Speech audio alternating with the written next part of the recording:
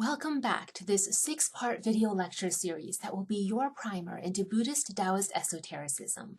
It is my hope that you'll see this series as an open invitation to learn more about the occult traditions I practice and to find from it something that might deepen yours. In the last lecture, we covered history. We left off with the decline and even persecution of Taoist magic in modern China. That deeply embedded history in a people becomes a deeply embedded subconscious, maybe even unconscious attitude, and that's secrecy in Chinese occultism.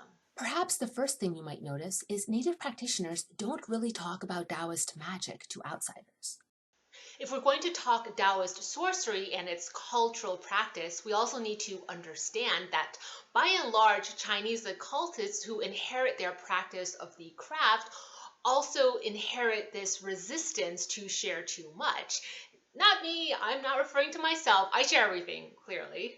But I mean, yeah, among native practitioners, especially from my mother's generation and my grandparents' generation, there's this impenetrable attitude of you just don't talk about this stuff. Inner circle only. You only talk about it in inner circles. Which is why I speculate you hear so little about Taoist sorcery and Chinese occultism in the West.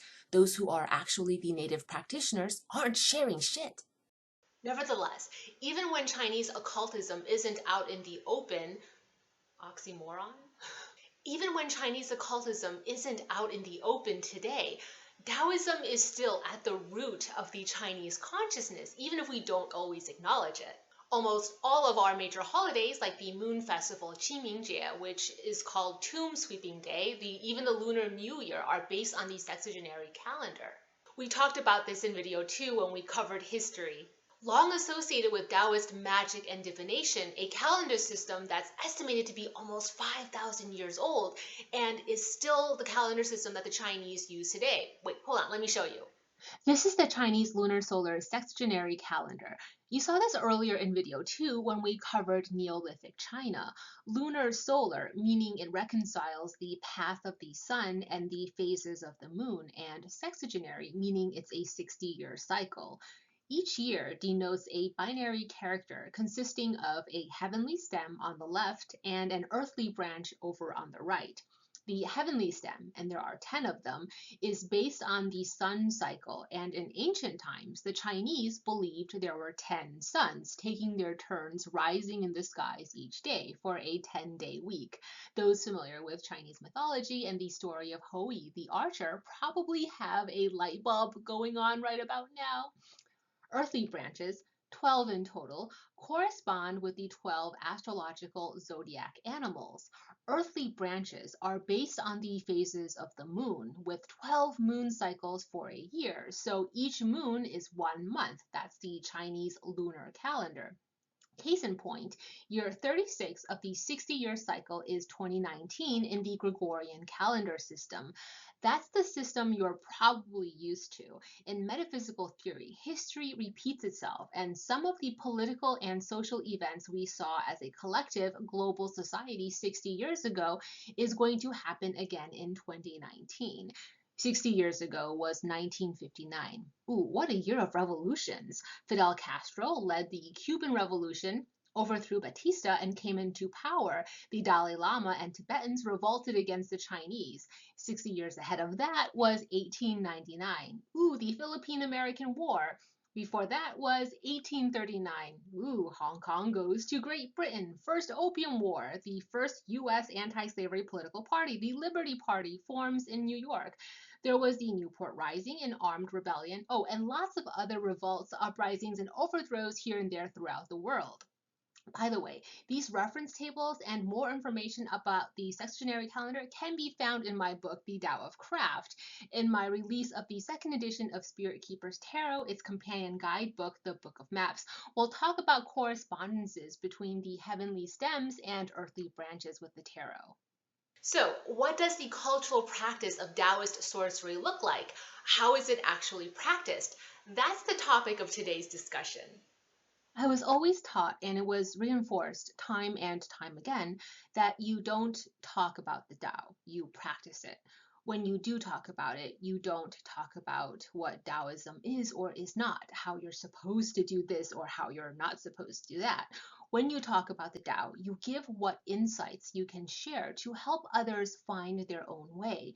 The intent should never be to lead people onto your own path. The intent is to give illumination to the shared collective space around all of us so that there is enough light for each one of us to find the path we're looking for. And that could very well be a path different from your own, though it was inspired by your own. That, my friends, is Taoism 101. And that's why, in turn, Taoist sorcery is also not about making every single person do it exactly your way. Taoist sorcery presumes that there are some fundamentals, which we'll get into when we talk about metaphysics, but then what we do with those fundamentals will vary. The practice of Taoist magic in its pure form is like water taking on the shape of whatever container you put it in, able to carve valleys through mountains and yet gentle enough for brewing a cup of tea. Point is, even when you witness Taoist practitioners or those who say they're Taoist practitioners telling you what to do, they're behaving like the container, not the water. The Tao is water, not a container. Oh, but Belle, you question, aren't there orthodox Taoist magical lineages that dictate exactly how their initiates must do everything? Yes, of course there are. Taoist lineages and initiatory traditions are containers, not the Tao. They're extraordinary containers for cultivating Tao. But ultimately, for you, an individual on your own individual path, to truly find the Tao, you do have to transcend the container. And by the way, just so we're clear, by Tao, I mean personal mastery over both harmonizing with nature and the spirit world and controlling nature and the spirit world. Okay, so let's talk about the Chinese cultural practice of magic and occultism. Conceptually, I think folks try really hard to keep Buddhism and Taoism separate, but realistically, when you're looking at Chinese occult practices, the two are so intertwined that Chinese Buddhism has elements of Taoism and Taoism has elements of Buddhism. If you want to study Chinese occultism, you're going to be examining both Buddhist and Taoist elements. Buddhist divinities and prayers are used in Taoist sorcery. Classic example, Amitofo. Religious Buddhists would say that burning joss to the gods or to ancestors isn't necessary, but the practical reality is many Chinese who identify as Buddhist are still going to burn offerings to their ancestors. In fact, the common pairing is gold joss paper and silver joss paper. Why?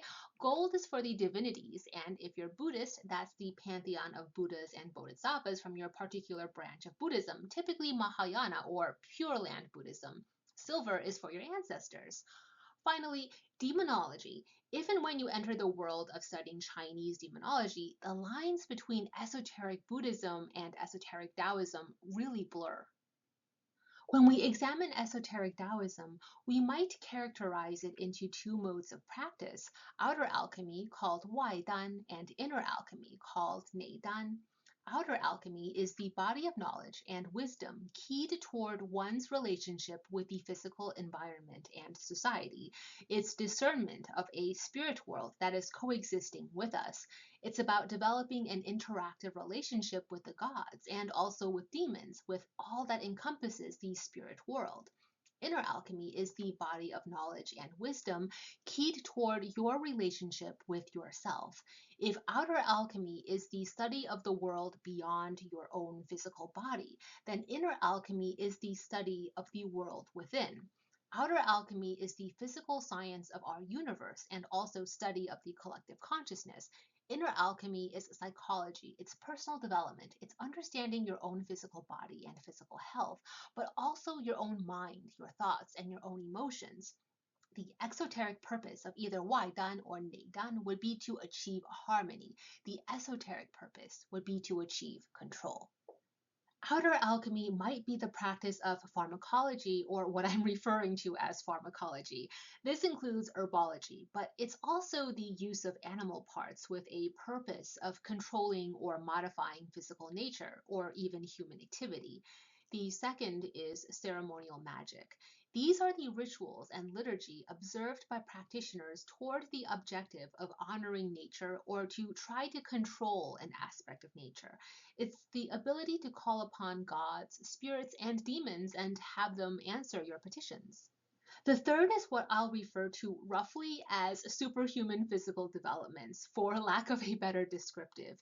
This is the belief that alchemy can be used to achieve superhuman abilities such as enhanced psychic abilities, telekinesis, being blade proof, which is an entire cultivation practice and art form devoted to acquiring the power of controlling the flow of blood if you are stabbed with a dagger and allegedly not dying from a stab wound, or fireproof, where Taoist magicians claim they can pass their hands through fire, which is all to say you allegedly become impervious to physical harm.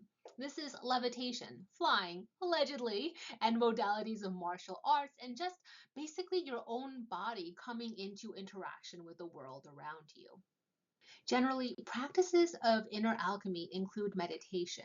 This is cultivating the mind and personal psychology or psyche to achieve personal control, to attain a sense of inner harmony. Likewise, Qigong is the practice of cultivating the body and your personal energy or life force. I would also categorize morality codes under neidan, but it's debatable. The reason I put it under inner alchemy is because morality is about cultivating your karma. If you think morality is about your social relationships, then maybe you might consider it a form of outer alchemy. Talking head insert, many Taoist traditions, especially ones that are heavy on the Buddhism, subscribe to a belief in benevolence magic or karmic magic. This is the mystical theory that good deeds can manifest as personal power, which is then almost a kind of fuel. So benevolence magic can be actually outer alchemy or inner alchemy because it's outer alchemy when you use that fuel, that reservoir of good karma you've accumulated in, say, spellcrafting, ceremonial magic, or to create some kind of physical change in the world around you. Benevolence magic is inner alchemy when you use it to alleviate your own misfortunes, to strengthen your personal weaknesses, or anything toward improvement of the self, toward personal development. Finally, we've got dietary practices and traditional Chinese medicine. A lot of the theories, principles, and practices are the same as pharmacology, but here it's directed toward yourself rather than toward others. Classically, this is herbology and mystic medicine for achieving longevity and toward discovering the elixir of life. And can we once again acknowledge the difficulty of absolutely categorizing any of those aforementioned practices as strictly outer alchemy or strictly inner alchemy? That's totally Taoist, isn't it? Taoism is basically the religion of ambiguity and wishy-washiness. The practical reality is your practice is going to be a blending of both. For example, there are elements of Qigong in ceremonial magic, so in that sense, even though I put Qigong under inner alchemy, it can also be outer alchemy when you use it for outer alchemical purposes. Technically, this next part I want to cover should go under Taoist metaphysics, so we're going to revisit these trinities again in video 4. A crucial, arguably essential principle in Taoist metaphysics and therefore in the practice of alchemy is the principle of threes, the Trinitarian formula, and in outer alchemy that's expressed as heaven, earth, and man. The concept is taught by Taoist occultists as the metaphor of the cauldron, the cauldrons or Chinese pots of antiquity, which you'll find common during the Bronze Age, had 3 legs. So the metaphor of the cauldron is that anything you do, any form of cooking, shall we say, requires a formula of 3. Spellcrafting, ritual crafting, anything and everything outer alchemy requires accommodation of this Trinitarian principle of having 3 elements added to your alchemical pot for blending. One is heaven, the second is earth, and the third is man. In all modalities of Taoist craft, something has to represent heaven, something has to represent earth, and something has to represent man. How you integrate heaven, earth, and man in outer alchemy, of course, is an individual and customized decision based on each practitioner. So here is just one example of how you might go about it. In ritual for ceremonial magic, heaven might be consideration of astrology, Earth is consideration of feng shui and the four directions. Man would be the words of intention and the energy of your personal intentions that you mobilize the ritual with. Furthermore, this Trinity reveals what it takes to achieve power. One cannot just focus on the light or only focus on the dark. You need to achieve mastery over both. Mastery requires interaction with celestials and equally demons or hell beings, but you can't just focus on the world of spirits. You also need to achieve reconciliation with mankind, with the human beings around you. That's the fundamental, the essential law of trinities, which Taoists learn through the metaphor of the cauldron. Now let's address inner alchemical modalities, and once again we've got the metaphor of the cauldron, the Trinitarian principle, though here it's better expressed as Shen Jing Qi. I talked a bit about this in a previous video on my channel, which I'll link in the description box. I listed it on the screen as Shen, Jing, and Qi to mirror the order we put heaven, earth, and man for outer alchemy, but the more common spoken practice is to say Jing, Qi, Shen. This is referred to as the three treasures, or sanbao. Jing is seed energy. It's the source of nutrients, or what it takes for fertilization. It correlates with earth. This is the essential ingredient that sparks creation. For reasons you might be able to conceptualize, Jing is often associated with the practice of sex magic in Taoist occultism. Qi is force, but more precisely, force that does work. And by work, we're talking physics. If you can understand the concepts of work and energy in the laws of physics, then as a metaphor, you can understand qi. Qi correlates with man, and it's the essential ingredient that pushes creation into development. Shen is spirit. In maybe new age psychological terms, it's the higher self. It's the part of you that's divine. But in most of us, that inner divinity is inactive. So inner alchemy is about activating that inner divinity, your Shen. Shen is the essential ingredient for transformation or transcendence. Now let's talk Taoist principles of magic. In Western occultism, I often hear practitioners talk about choosing between a left-hand path or right-hand path, or conversations about black magic versus white magic. Taoist sorcery, as you often see it today in contemporary times, has, for better or for worse, adopted a Western framework, and even native, as in Chinese Taoist magicians today, will talk about black magic versus white magic because of post-colonial brainwashing. As I said in video 1, Western imperialism has left an indelible mark in the East. Asians use white standards of measurement to judge themselves, our standards of beauty, how being able to speak English means you're higher class, being Christian means you're even higher class. You see this top down everywhere, and sadly, Chinese occultism is no exception. Today, a lot of Asian people judge themselves and judge their own culture through white standards.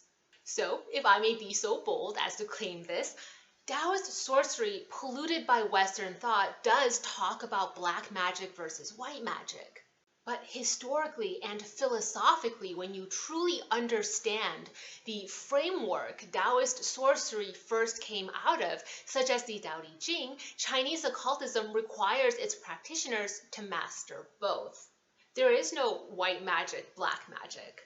You'll find this in philosophical Taoism as well. When you create good, you've also created evil.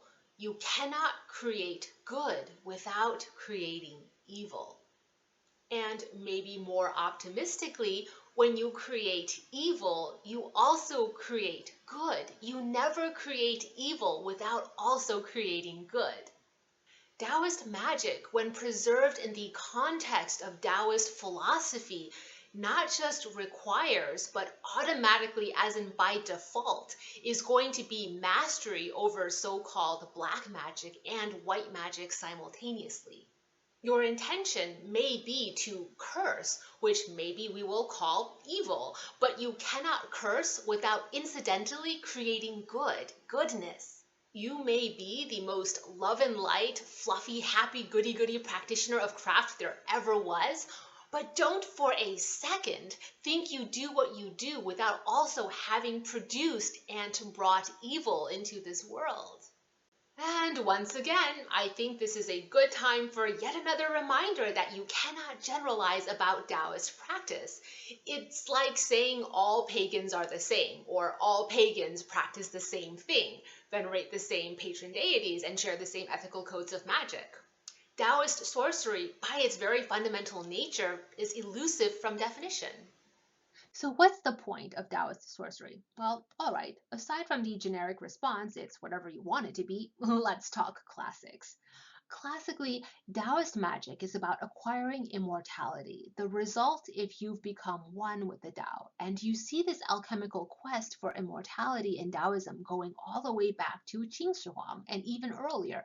I mean, way earlier. But the first emperor of Qin is probably the most famous example in mainstream history of that quest.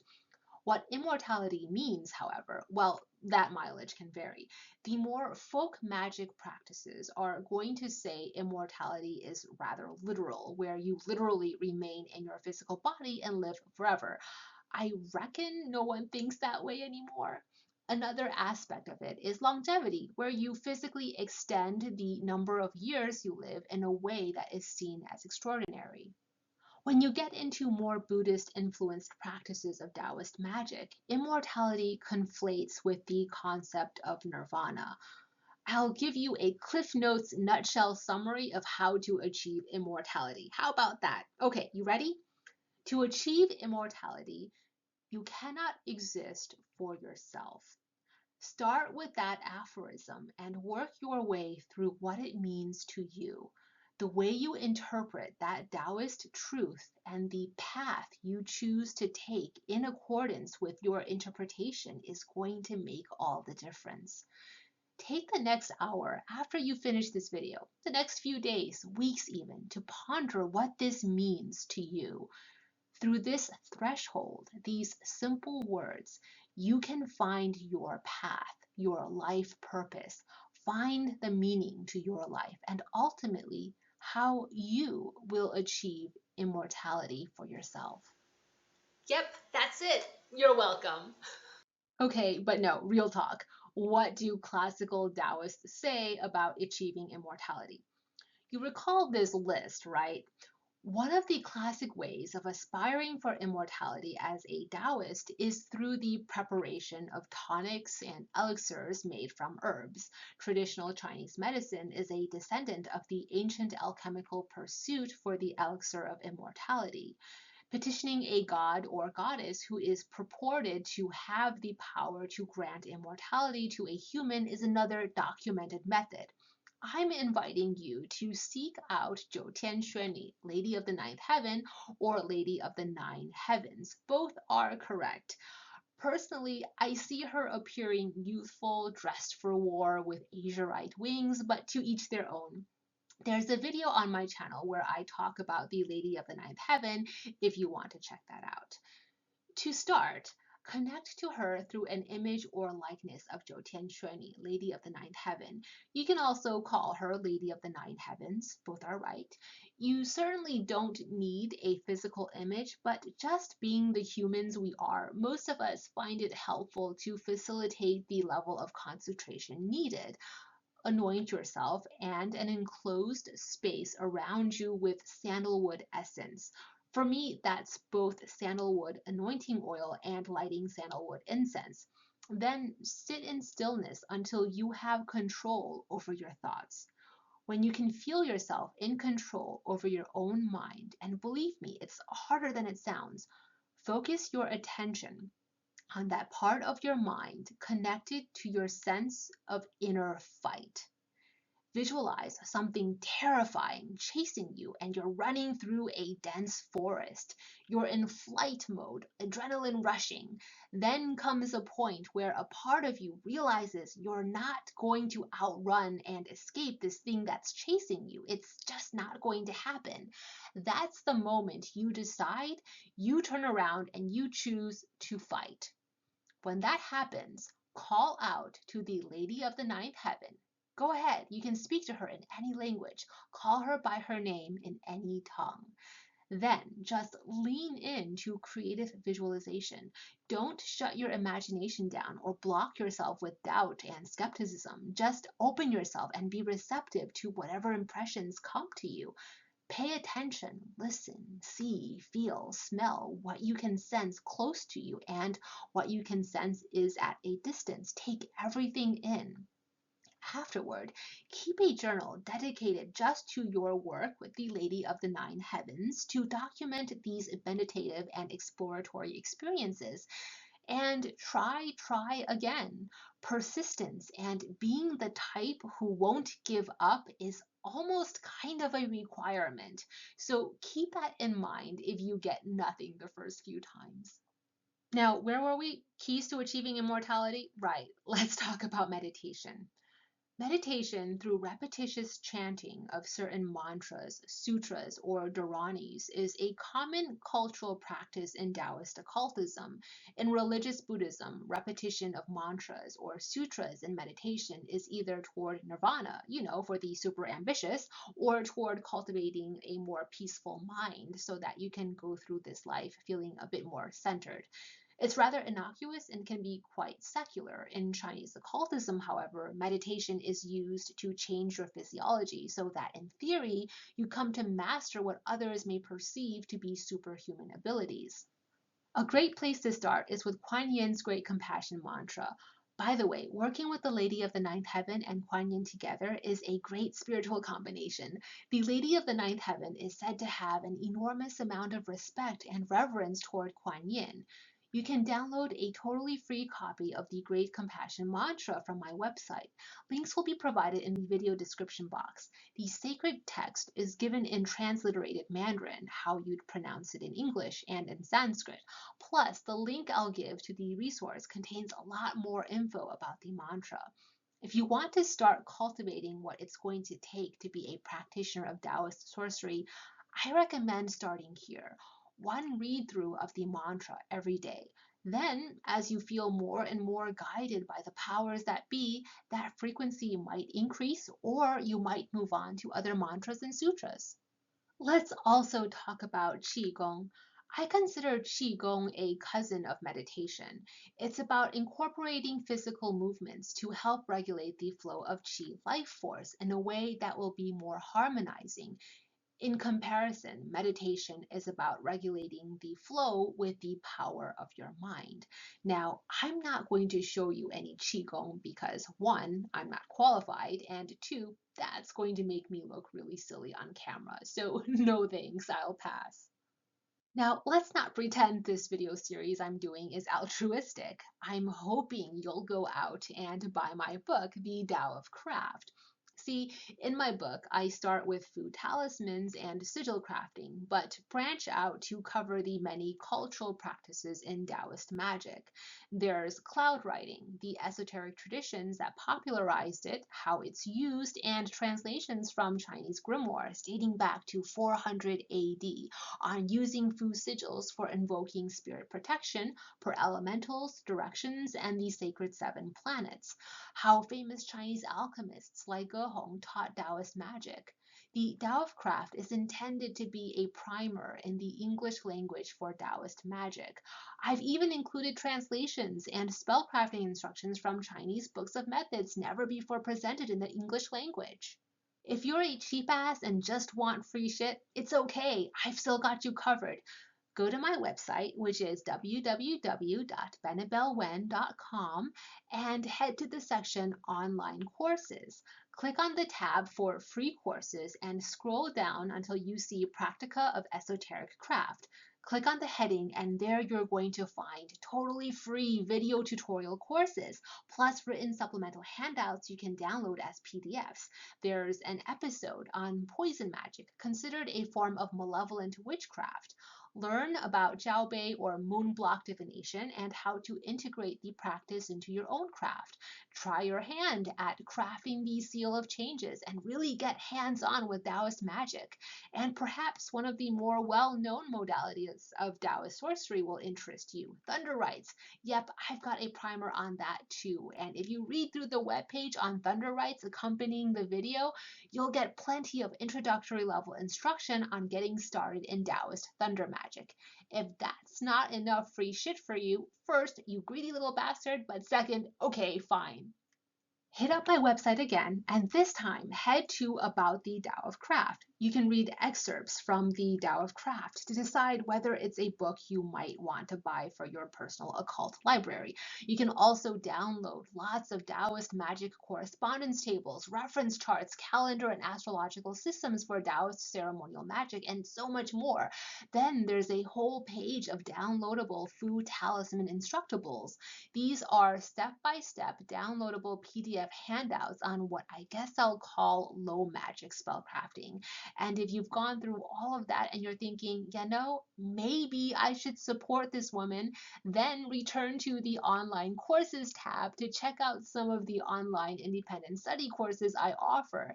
The course on esoteric practices of the I Ching Book of Changes might be the most relevant to this video series you're watching. And guess what? The course comes with my translation of the Book of Changes, along with how to use the hexagrams in Taoist magic. To close, I'd like to circle back to Neolithic China, sometime between 3000 and 2000 BC, when we first invented writing. Writing, which is what Fu talismans or sigil crafting is all about, the crown and glory of Taoist magic, inspires the Chinese Taoist idea that words hold power. On a mundane level, you can see that in everyday life, the way words can implant ideas and ideologies in people and how that fuels political movements. Leaders rise and fall because of words. Whether you succeed in life is determined in large part by the words you craft. The high value that the Chinese hold over scholarship, education, and literacy is, yes, in part Confucianist, I'm sure, but the fundamental root of it, I would argue, is subconsciously Taoist, and more specific than that, Taoist because it's valued as a form of esoteric power. The practice of feng shui, even acupuncture and traditional Chinese medicine, come from esoteric Taoism and the body of knowledge cultivated by Taoist magicians and alchemists. And yet, most Chinese and overseas Chinese, those of us living in the West, seem perfectly content to ignore the Taoist aspects of our heritage, of who we are and where we come from, of the role Taoist magic plays for those of us who are the descendants of the dragon. Whether you examine it from a mythological, magical, or historic lens, the earliest forms of Neolithic shamanism is still an integral part of who we are, of what is in our DNA, what is in the Chinese and diasporic Chinese consciousness. The cultural practice of Taoist sorcery is tied to Chinese and Taiwanese identity, whether or not you want to accept that. I don't think I fully appreciated my heritage until after the research and deep dive I did into esoteric Taoism. Let me give you an example. We touched on this in an earlier video. In 1929, Edwin Hubble proved that the universe is expanding, and now, in the realm of science, we begin to explore the metric expansion of the galaxies. Over the summer of 2016, which is really not that long ago, Nobel scientists confirmed that, in fact, the universe is expanding at about 5% to 9% faster than we had thought. They are so sure of their scientific findings that they are only giving themselves a 2.4% margin of error. So is this a modern discovery? Well, as we talked about in video 2 on history, 4,000 years ago, a Chinese shamanic king conceived of the He-Tu spiral sequence, a depiction, he said, of the universe, and he said depicting that the universe is like a spiral, dynamic and expanding.